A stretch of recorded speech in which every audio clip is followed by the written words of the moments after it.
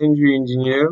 Okay, so we are continuing with our lesson. This lesson number 14. We are going to continue with the load application. We are going to move directly to the application of load of slab. But before that, I would like us to make a small editing. Okay, I would like us to make a small editing on the wall load. So we'll quickly select this wall load. Okay, we select it. We high click on delete. Okay, then we say okay, we accept. Then we'll go back on load definition. This is how you can easily edit your load after maybe making a mistake. You click on add, then you come back, you select the member, you apply the load. Okay, this is the little thing that I wanted to add before we continue with the lesson, because the other video was too long, and then I did not wanted to keep it so long.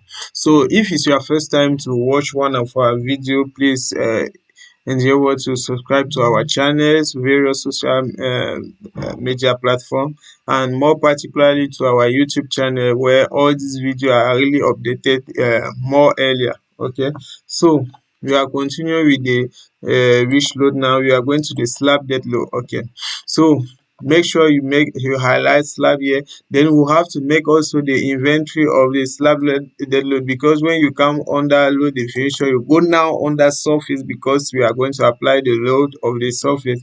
You click here on the uniform distributed load. You have to get this value. Okay, which is what is the value that we are going to put there. So we need the load inventory order word to know what we are to put there. So we'll open our Excel sheet, go on slab inventory. We are working with a Rebit slab for this project. Okay, so we'll check the value of the unit weight for a Rebit slab is 2.87 kilonewton per meter square.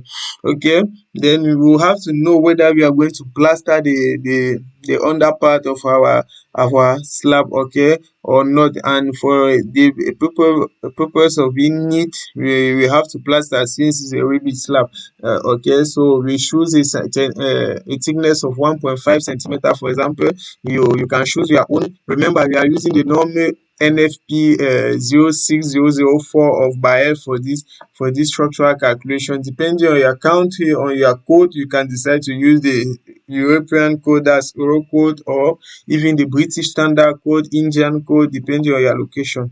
We here in Cameroon, we are more close to the BAEL. That's why we are working with BAEL here. Okay, so we go back on slab inventory. We are working with a Rebit slab.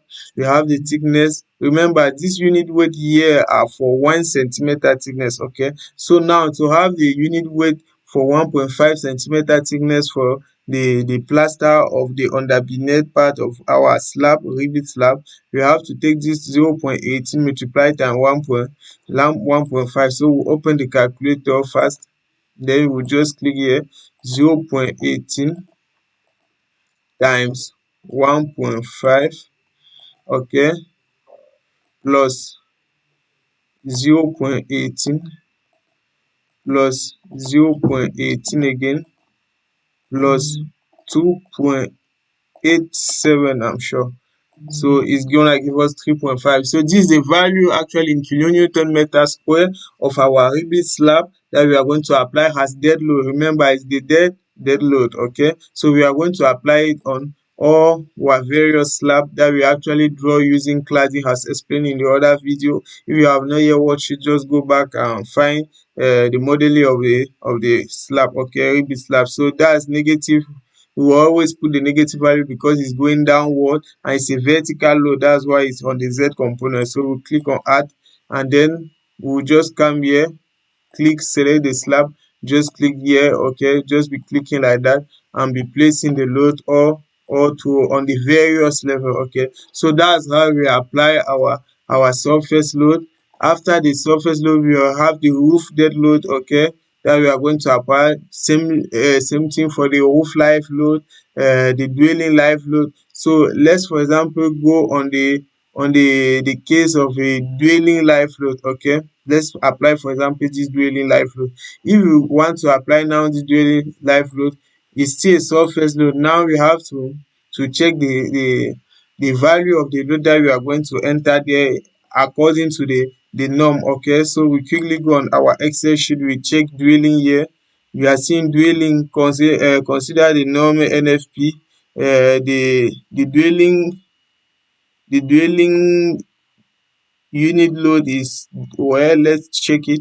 Okay, dwelling here we have 1.5 kilonewton per meter square. So we can take this 1.5 and directly apply it on our structure here. Okay, so we apply it here, negative 1.5. Okay, we just add, then remember we choose the three portion to be our dwelling, so we just apply them there. Okay, so that's a bit how we are going to apply the load all through the process.